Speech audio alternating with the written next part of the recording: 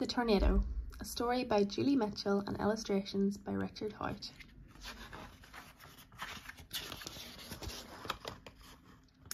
Troy's father was a spotter for the Weather Service, and it was his job to find tornadoes. When he located one, he had to follow it and report back to the weather centre. One morning, Dad received a call out telling him to drive southwest from where they lived in Middleton. "I'll be back soon, Troy," said Dad as he climbed into his van. Troy knew that his father's work was important.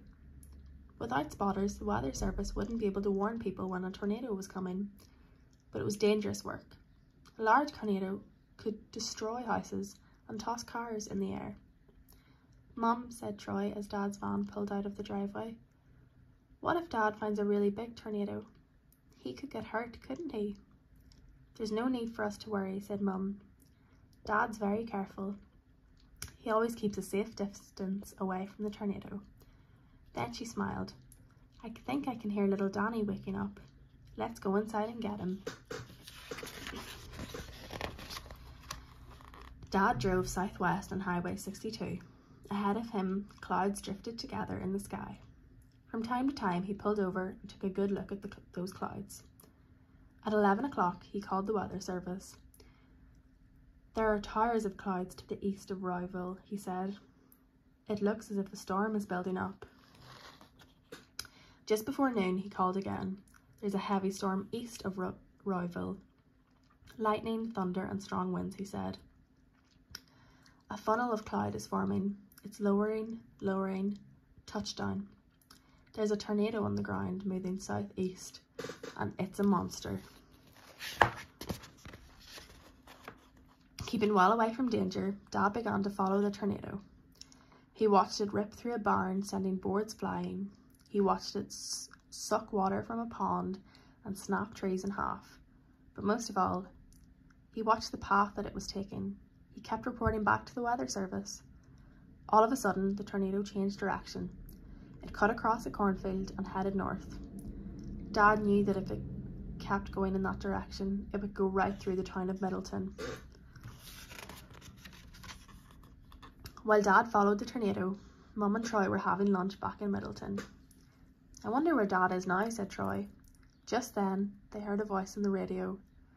This is a tornado warning for Middleton. If you live in the area, you should prepare for the emergency now. This is a large tornado. We repeat, a large tornado." "I know what we have to do now," Mum said Troy. "First, we'll put new batteries in the torches, and then take some food and bottles of water and go to the basement." "That's right," said Mum. "Let's get started." When Troy and Danny were down in the basement, Mum shut the heavy door behind her and came down the stairs to join them. "We'll be much safer down here," she said. Troy wondered how close the tornado was now.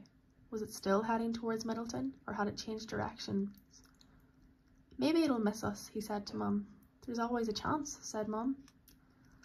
"We'll just have to wait and see." Outside, a breeze sprang up. It stirred the leaves and set them rustling. The breeze grew and became a strong wind.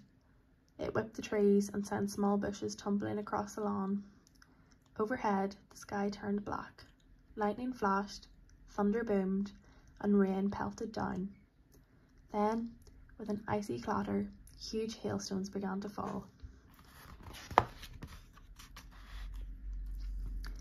Down in the basement, Mum, Troy and Danny huddled together. "It's going to get noisy now," said Mum, "but don't worry, we are safe." Troy thought about Dad. Was he okay? What if he got too close to the tornado? What if he got hit by something that was flying around? He could hear windows smashing upstairs. A door was banging. Things seemed to be falling and breaking. Then he heard a strange noise. Something that sounded like a train coming closer and closer. He covered his ears and tried not to cry. The strange noise filled the basement. It went on and on and on until Troy felt that he couldn't stand it anymore. Then, quite suddenly, everything was quiet again. "It's over," said Mum. "Are you all right, Troy?" "Yes," he whispered. "Good," said Mum. "Let's go up and take a look outside." Their house was still standing. Its windows were broken and a part of the roof and porch had been blown away. But that was all. We were lucky this time, said Mum. Look at the other houses. Troy looked up the street, but he didn't notice the houses. Instead, he noticed someone running towards them. Someone he knew. Troy began running too. And suddenly, he was in Dad's arms.